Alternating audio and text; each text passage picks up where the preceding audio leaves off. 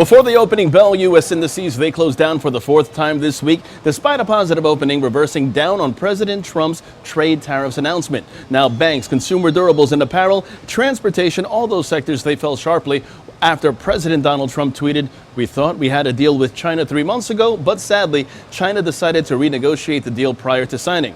More recently, China agreed to buy agricultural product from the United States in large quantities, but did not do so. So the U.S. will start on September 1st, putting a small additional tariff of 10% on the remaining $300 billion of goods and products coming in from China.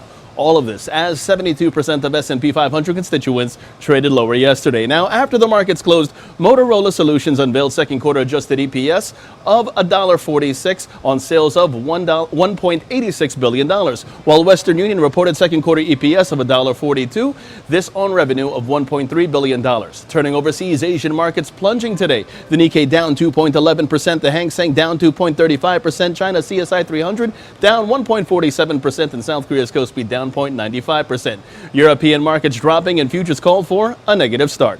Now, in terms of expectations today, we have ExxonMobil, Chevron, Sempra Energy, and Seagate Technology. While on the economic dock at 8:30 in the morning, we have the July government payrolls and the unemployment rate for July, as well as non-farm payrolls. We also have imports, exports, and the balance of trade figures. While 10 o'clock in the morning, we have factory orders and the Michigan consumer sentiment read.